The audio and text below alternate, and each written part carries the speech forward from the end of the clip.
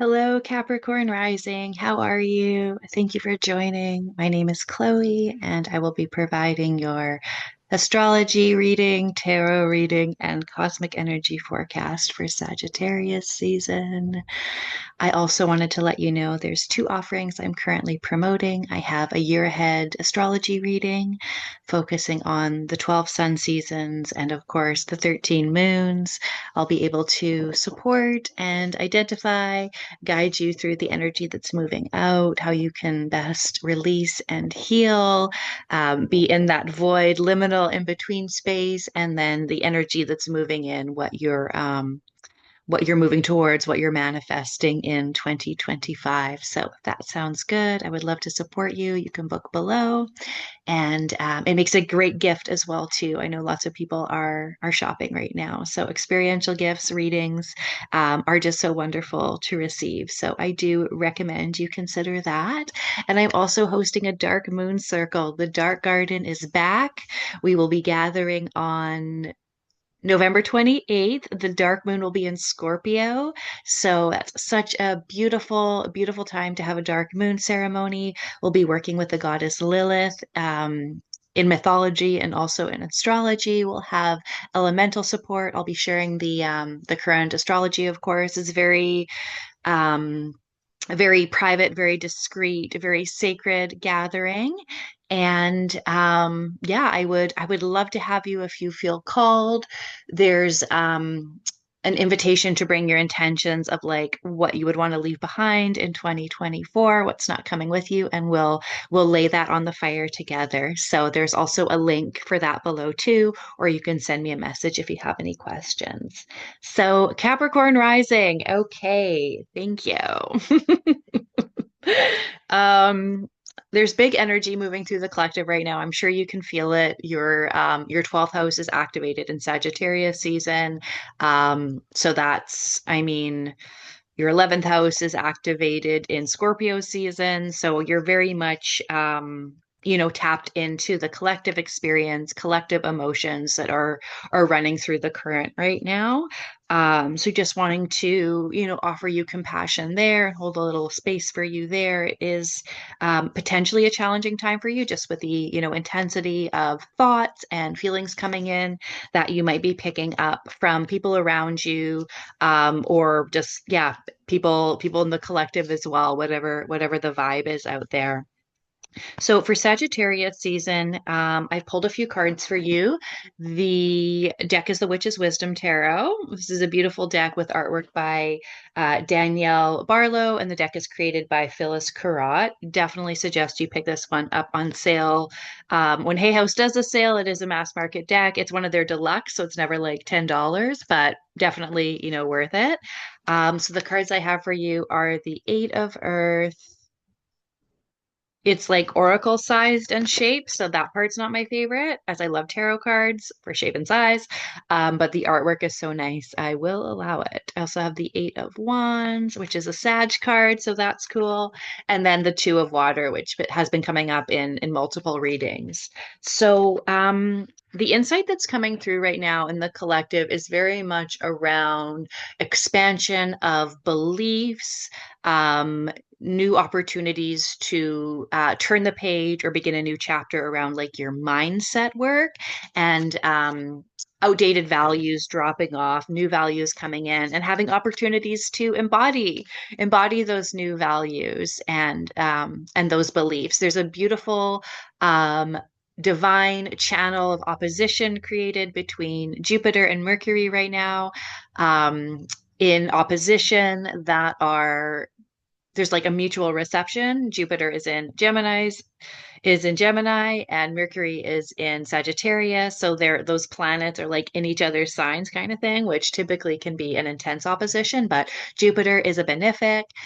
Mercury is pretty neutral. So this is all, pointing, and Sagittarius and Gemini. So this is all pointing towards expansion of beliefs and mindset, and yeah, values coming into play, opportunities to live in alignment with values. So that is usually, or can be, maybe not for you because you're a Capricorn rising, but yeah, that can be challenging sometimes to always live in alignment with our values. Certainly living in alignment with our aspirational values, that is nearly impossible sometimes. And I know you're practical, I know you get it. So yeah, just where we can embody those values, it's going to make a really big difference. This is a very potent time right now for that.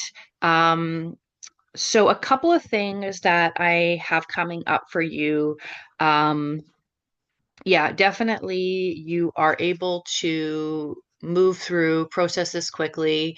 Um, within reason. Jupiter's really supporting this transition for you next month, or next season. In Capricorn season, the sun will be in your first house. So this is like a time of year for you when the sun is activating your 12th, and then it's activating your first house. So you're going from like the collective, we are all one, and into more of like the identity and the self and who you are. So I like this transit for this transition for you. It makes a lot of sense. 12th house transits can be tricky, but considering like the planetary alignments, I do think that this is going to be a little bit more of an easeful transition for you. Um, Working on relationships and moving into and out of relationships and chapters in relationships is something that I have coming up for you as well. So with these new beliefs or this newfound like courage to embody your beliefs and the evidence, receiving the evidence that you need to know that like um you have these opportunities to live in alignment with your values, like really seeing that reflected back to you is going to cause some challenges in relationships or some opportunities to to leave relationships, move through relationships, begin new chapters in current relationships, or just evolve together potentially. That's going to be for some of you as well. um but yeah, the energy can also just drop off entirely where it becomes like um completely intolerable to be in a relationship that is out of alignment based on like different beliefs and values. Like there's only so much someone can tolerate if their partner has completely different values and beliefs.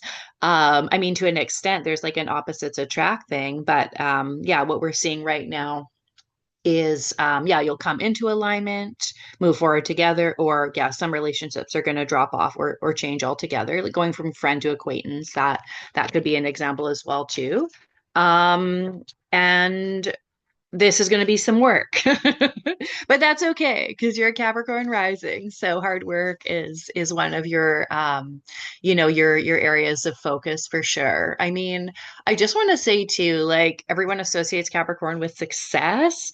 And that is true, but there's also like the hard work element as well too. That life can be difficult, like that you are tasked with with difficult things, and it's through achieving those things that you're able to find the success. So I just want to like acknowledge you. I see you. I know I know you're working hard. So that's something that's going to come into play as well, and especially to this bridge from the 12th to the first house, how you're like in this space of all that collective energy. Like it might take effort to bring that down into the body, bring that down, these practices down into the body, into the mundane, so that you're able to, like this all comes back to living in alignment with your values and accepting your new beliefs and how you have grown.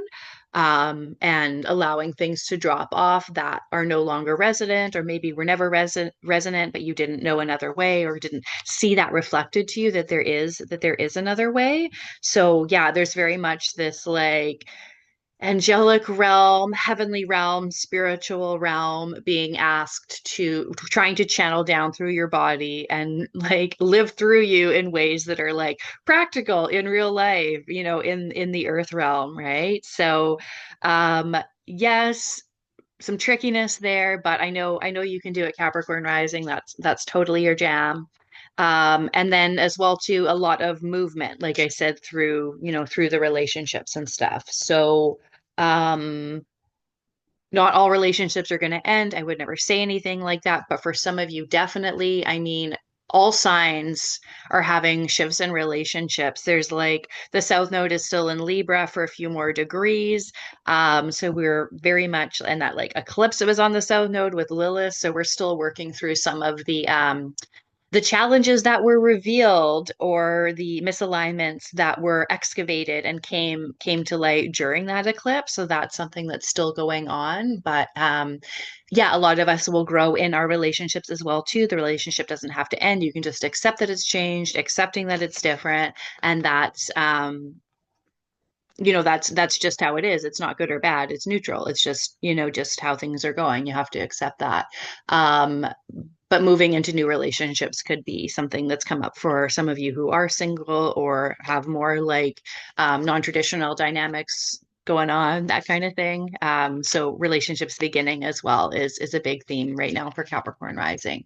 Relationships beginning, relationships ending, relationships changing, and an effort required to ground down the divine wisdom that's channeling through you that does relate to your values and your beliefs and how you're going to embody them. Okay, amazing. So that is a lot. I'm going to leave it there. I invite you to subscribe if you haven't already. I truly appreciate your support. If this work resonates with you, I am a newer channel, so I love to, yeah, love and appreciate your support. Any questions or comments, you can certainly add those below, and I will see you in the next video. I'll see you in the collective energy forecast as well.